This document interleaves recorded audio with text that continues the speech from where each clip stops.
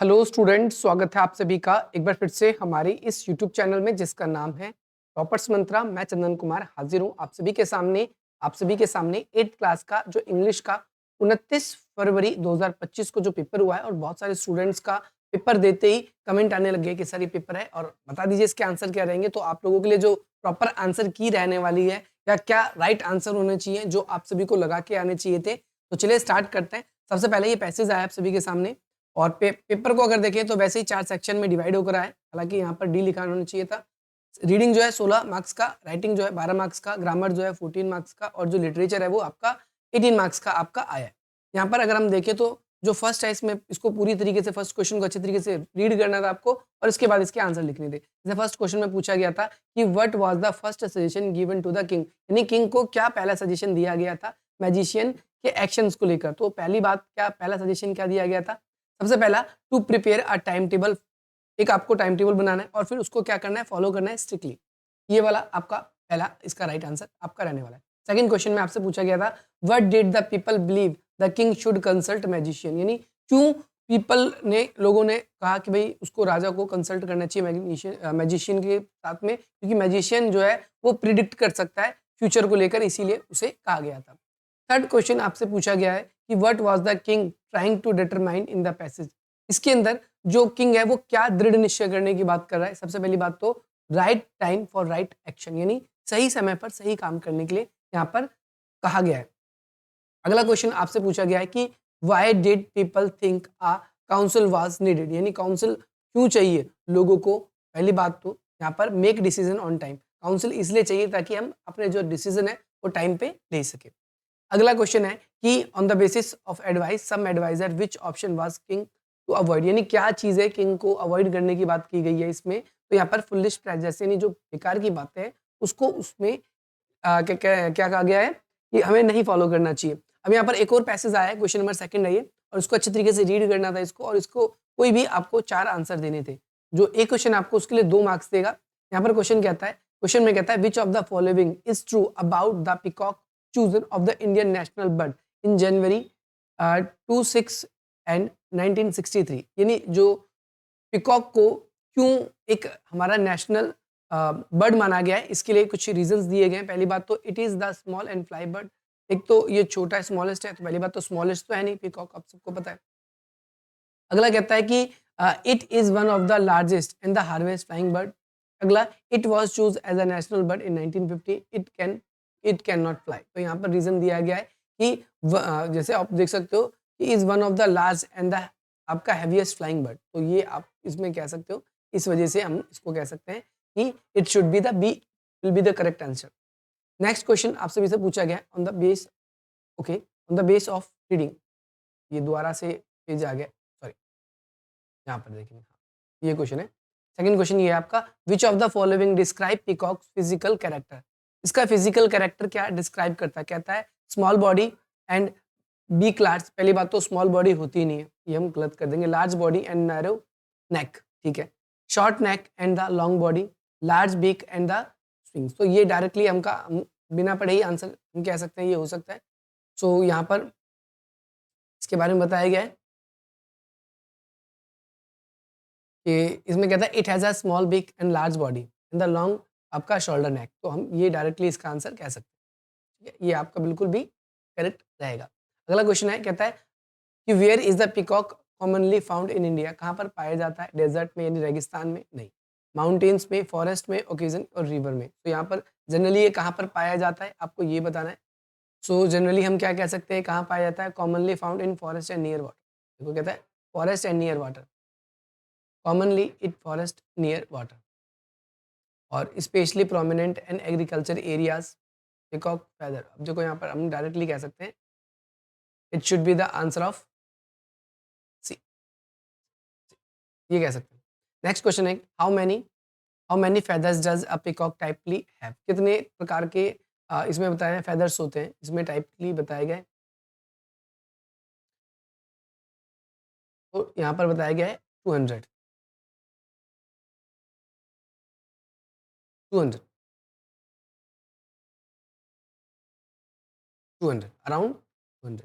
तो ये बिल्कुल आसान है। अगला क्वेश्चन है कि what historical use did peacock feather have, यानी पीकॉक का जो फेदर है वो किस पर्पज के लिए यूज किया जाता है? तो कुकिंग के लिए तो यूज किया नहीं जाता, डेकोरेटिव आइटम्स बनाने के लिए यूज हो सकता है, वैसे भी हम कह सकते हैं।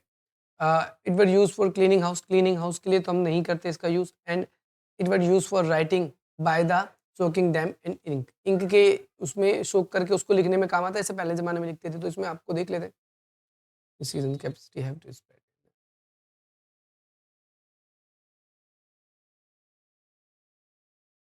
ये आपका हो सकता है, तो उसमें तो दिया नहीं गया है, तो इसमें भी हम इसको नहीं लिखेंगे डायरेक्टली, हम ए ऑप्शन कह सकते हैं, डायरेक्टली हम घर में ज़्यादातर लगाने का यूज़ करते हैं इसको, तो ये आप इसमें कर दीजिए। अगला कहता है कि ए और बी में से कोई एक करना है आपको, क्वेश्चन नंबर 3 में जो आपका ये ए और एक नीचे बी दिया हुआ है, इसमें से एक करना है।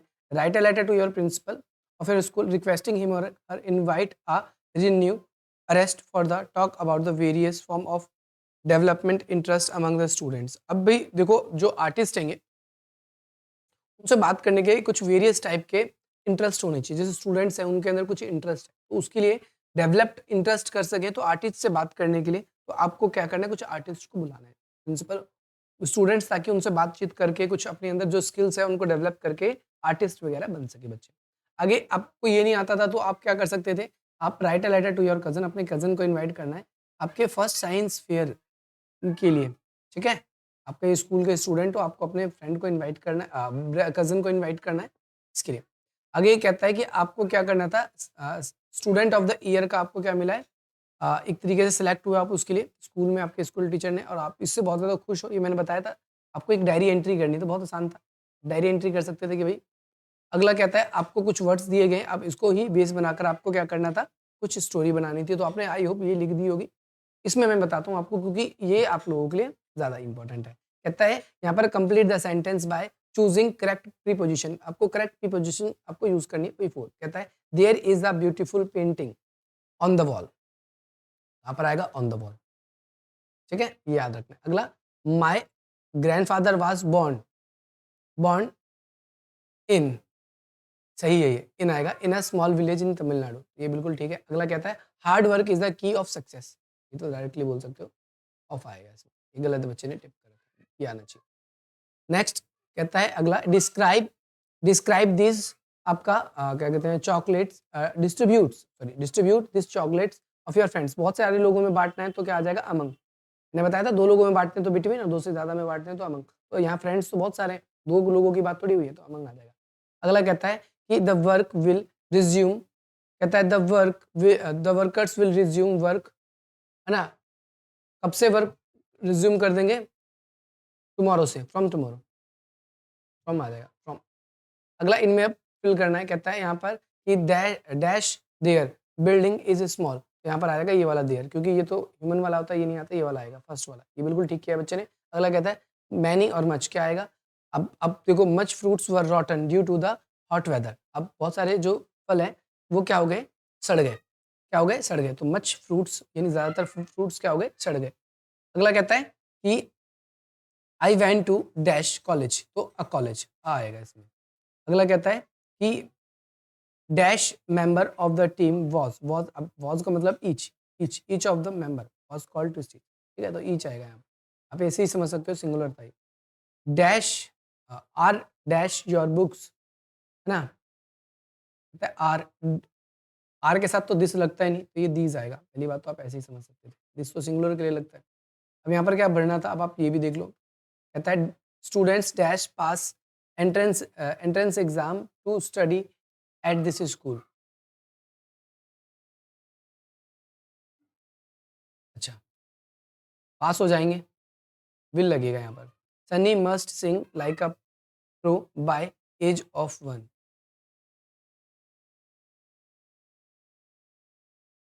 तो यहाँ पर कुड आएगा, ये उसकी एबिलिटी को दर्शाता है। We dash go to school tomorrow, यहाँ पर वुड आएगा, ये वुड आएगा, लाइक को देखकर आप वुड लगा सकते थे। ऐसे कहता है would you like to go, है ना, अब यहाँ पर वुड भी हो गया, कुड भी हो गया, अब इसमें और इसमें थोड़ी सी कंफ्यूजन है, मस्ट और we must go to school at tomorrow 8 AM, तो मस्ट आएगा इसमें, मस्ट आना चाहिए, क्योंकि यहाँ पर हम डायरेक्टली कहते हैं मस्ट, क्योंकि यहाँ पर अल्टीमेटेड दे रहा है कि भाई इतने बजे तक अवश्य जाना है। अगला क्वेश्चन में कहता है कि भाई यहाँ पर इस क्वेश्चन को पढ़ना है, इसमें कुछ गलती थी तो उसे यहाँ पहले में लिखना, उस गलती को ठीक करके यहाँ पर आपको करना पड़ेगा।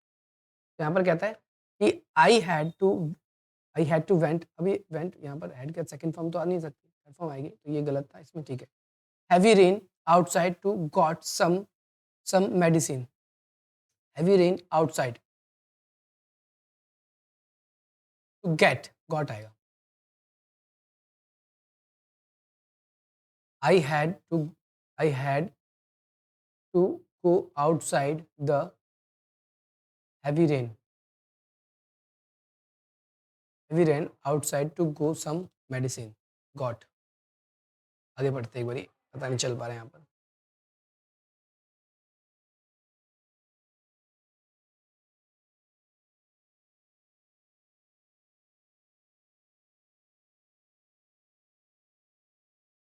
गेट आएगा यहाँ पर, गॉट गॉट गलत है, इसकी जगह यहाँ पर आएगा gate.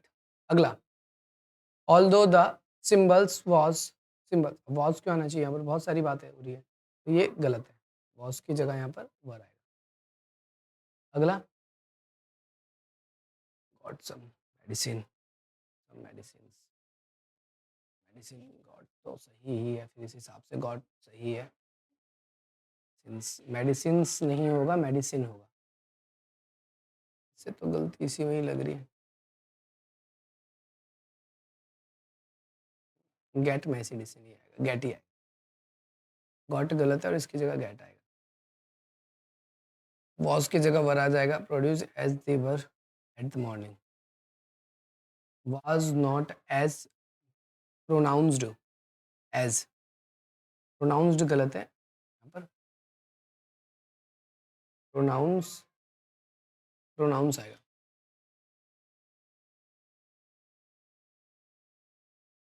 Pronounce, the doctor had instruct नहीं आएगा, इंस्ट्रक्ट की जगह इंस्ट्रक्टेड ये आएगा। ये हो गया सारा। अब इसके बाद में यहाँ पर, अरे इस बच्चे ने तो उत्तर लिखा है सबसे पहले। अब यहाँ पर क्या था कि इसको आपको पढ़ना था अच्छी तरीके से, इसका आंसर लिखता है, कहता है which tracks remain after night rain, कहता है विच रिमेन आफ्टर, यहाँ पर देखो, इसमें देखो पूछा है क्या रह गया, इसमें बताना है कि एक्सेप्ट दोज ऑफ, यहाँ से लिखना था आपको, पहले का उत्तर यहाँ से लिखना था, those of cat and puzzles, तो इसका आंसर क्या लिखना था, ये लिखना था those of cat and B U buzzers, अगले में कहता है द डैश वर, है ना, impatient to return the business ना, तो यहाँ पर ही आप देख सकते हो,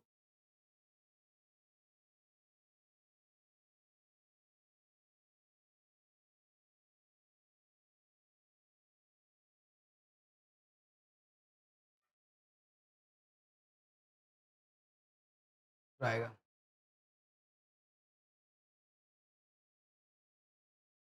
आएगा, ठीक है। अगले क्वेश्चन में कहता है कि Jordi was looking for, Jordi क्या ढूंढ रहा था, इसमें ये बताना है आपको, कौन, themselves,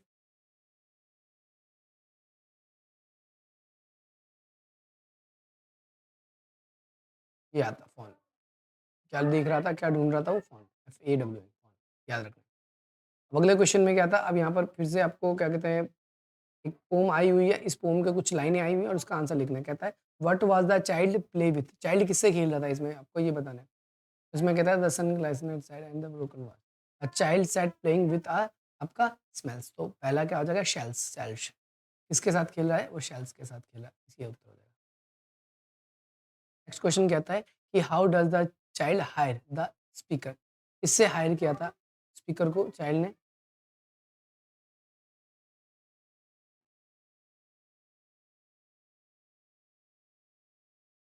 with nothing, with nothing, किससे उसने हायर किया था, कहोगे विथ नथिंग, ये आएगा इसका आंसर, बिल्कुल ठीक, बच्चे ने ठीक किया है। अगला क्वेश्चन है कि what is the bargain with the child ultimately bring speaker, क्या उसको लास्ट में उसको मिलता है अल्टीमेटली, कोई बताएगा,